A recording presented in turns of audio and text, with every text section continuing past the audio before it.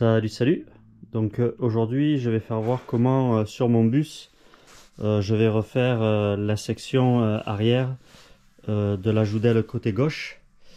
En fait je vais couper à peu près ici sur une longueur à peu près de 18 pouces.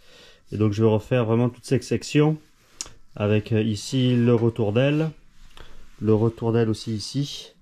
Et bien sûr bien respecter le galbe. En fait, donc je vais partir d'une tôle tout simplement plate que j'ai déjà pré-découpée à la dimension. Pour ça en fait j'ai déjà fabriqué ici le papier, le template en papier que en fait j'ai fabriqué à partir des cotes des dimensions de l'aile d'origine. Donc à partir de mon template en papier, je vais reproduire l'arête précisément de où est-ce que les courbes doivent avoir lieu. Donc c'est ce que je vais faire. Voilà.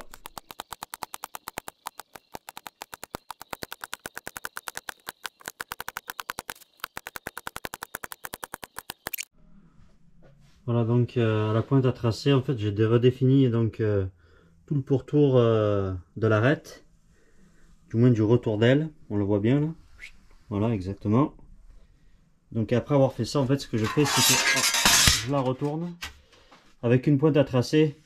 Je vais relier chacun des points pour définir le profil, parce qu'en fait, avec le bead roller, je vais comment dire, retourner la tôle, retourner la lèvre du côté opposé en fait, du côté caché. Voilà. Donc voilà, la prochaine étape, donc ça va être de définir le profil. Donc là j'ai pris avec ce comparateur, j'ai pris le profil exact sur la joudelle du côté du bus, côté conducteur. Donc là ce que je vais faire, c'est que je vais reproduire ce profil là sur cette tôle là. Voilà.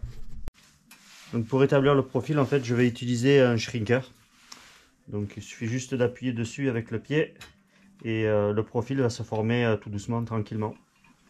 Donc là j'appuie un petit peu et ça va commencer à courber vers l'intérieur. Voilà, comme ça. Voilà. Donc là l'objectif c'est pas d'y aller comme un bourrin, c'est de bien répartir la pression sur toute la longueur. Et après comme ça la courbe se fait de façon très uniforme. Et après c'est d'appuyer plus ou moins pour pouvoir avoir un angle plus obtus. Plus prononcé du moins. Voilà. Là, on va faire, hop.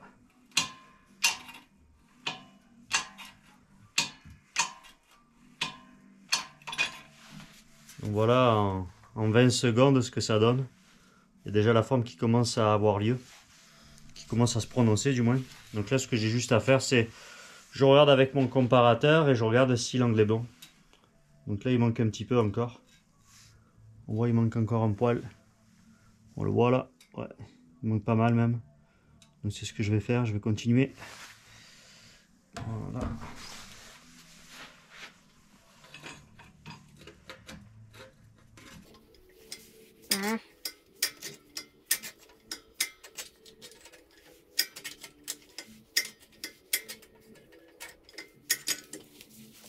Donc la forme déjà commence à être là.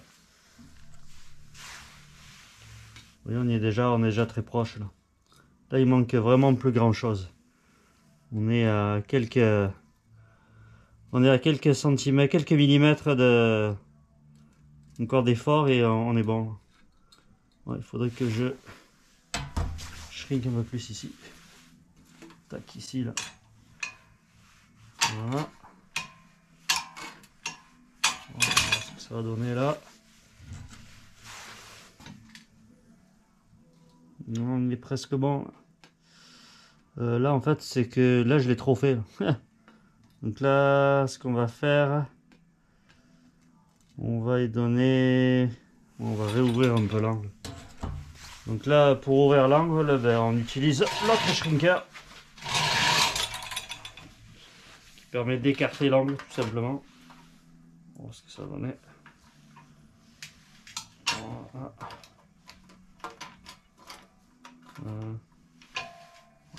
Tranquillement. Le but là c'est pas d'y aller comme un bourrin.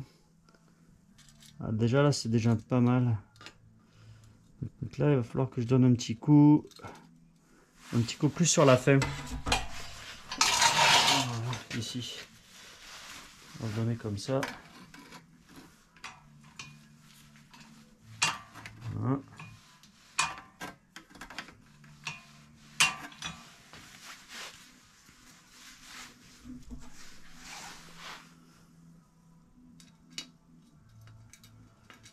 Donc là, ça commence à être pas mal.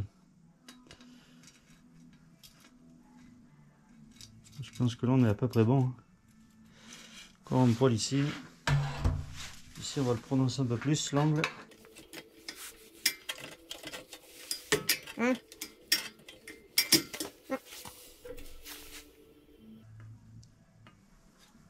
Voilà, on est bon.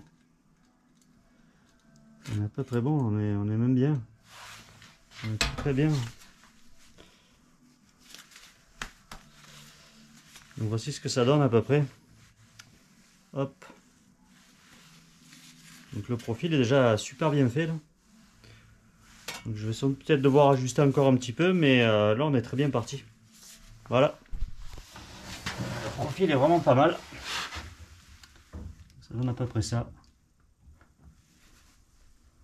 Je sais pas si on voit bien.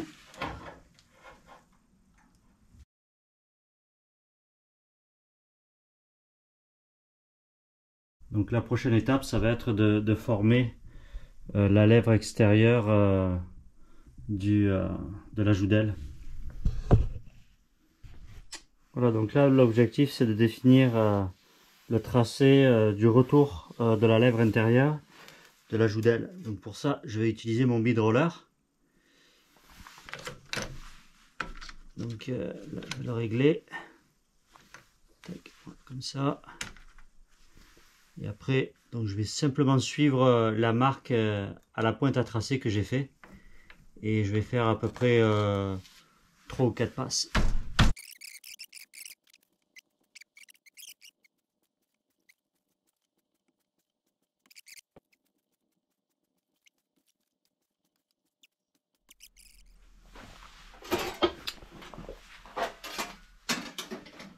Donc là, je vais finir le retour de lèvre avec le maillet et ici ma mini enclume pour pouvoir faire l'angle et le retour à 90 degrés. Voilà.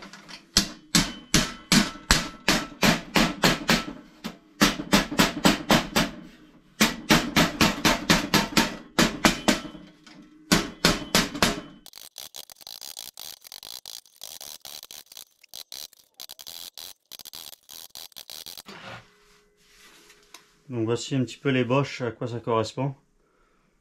Donc c'est déjà pas mal. Donc là, il va falloir que je continue pour avoir ici un angle bien vif. Comme on voit ici, là, ça a tendance à comme à bomber. C'est parce que c'est sans doute qu'il y a un surplus de matière. Donc là, il va falloir le forcer un petit peu là pour avoir vraiment une arête bien vive qui suive le tracé que j'ai fait à la pointe là. Voilà.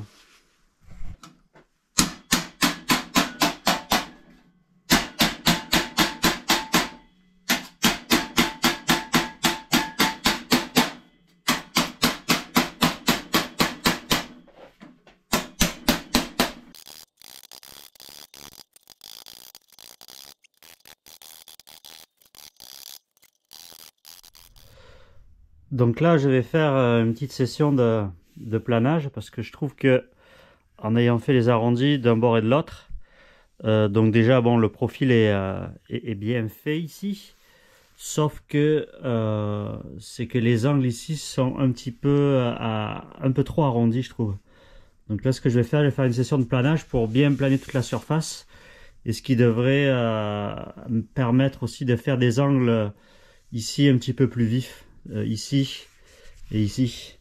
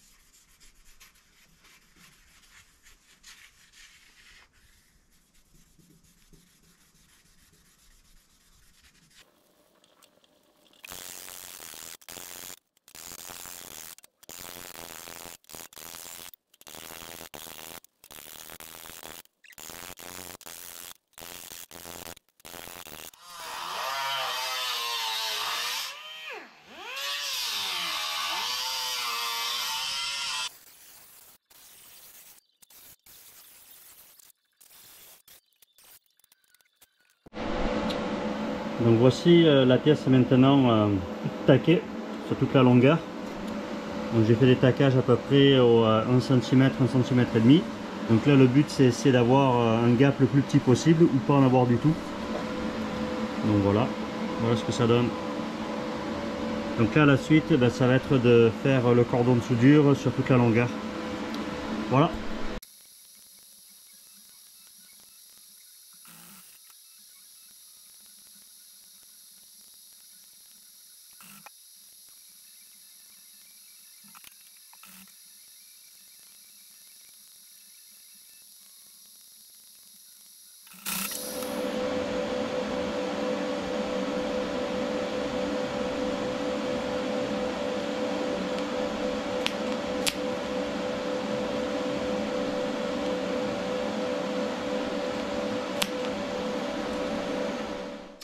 Donc voici la pièce est maintenant complètement soudée. Donc on peut voir ici tout le cordon de soudure fait au TIG. Donc là ce que j'ai utilisé pour toute la longueur, même si le gap était vraiment super bien fait, j'ai utilisé un fil d'apport au MIG, de 0,6 mm. Donc là pourquoi? Parce que même au TIG, ce qui est intéressant c'est de mettre un léger fil d'apport pour avoir un léger cordon de soudure, pas très gros, ce qui fait que quand ensuite on meule, ça permet d'avoir aucune récession, aucune perte de matière. Et donc après, si c'est bien fait, on voit plus la soudure au final. Donc voilà ce que ça donne. Un point aussi intéressant du TIG, c'est que ça fait, comme je disais, un cordon de soudure très petit. Donc super facile à meuler, contrairement au MIG. Où le MIG, on aurait un cordon de soudure ici qui serait beaucoup plus gros.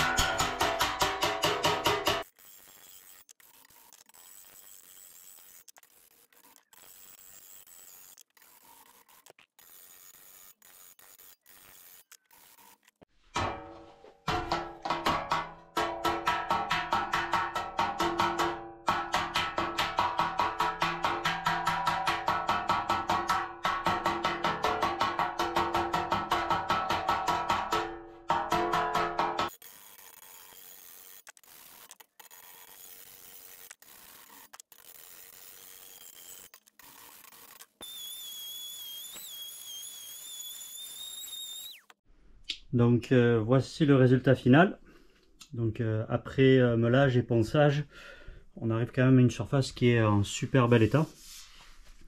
Donc là, comme je disais tout à l'heure, ce qui est important dans une soudure au TIG, c'est quand même d'y aller, bon, toujours en bord à bord bien sûr, mais surtout d'amener un petit peu de métal d'apport, ce qui fait qu'on voit pour ainsi dire plus la marque de la soudure. Là, il y a quelques petites imperfections ici, et c'est vraiment, c'est même pas l'épaisseur d'un ongle là.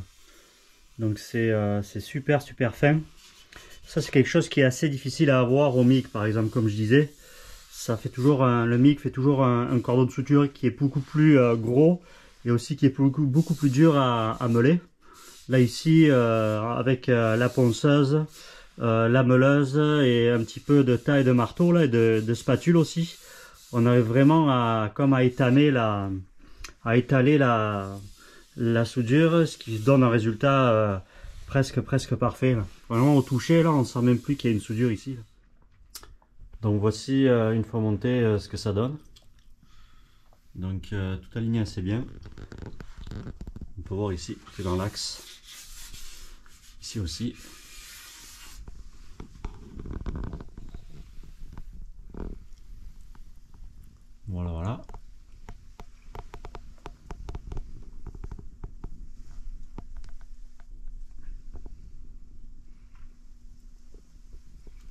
Donc la prochaine étape, ce sera de refabriquer le renfort intérieur. Ici, là, le longeron là, qui fait tout le tour. Donc ça, ce sera la prochaine étape et sans doute l'objet d'une prochaine vidéo. Voilà, surtout n'hésitez pas à vous abonner à ma chaîne YouTube pour suivre la restauration de mon bus de 1960. Voilà.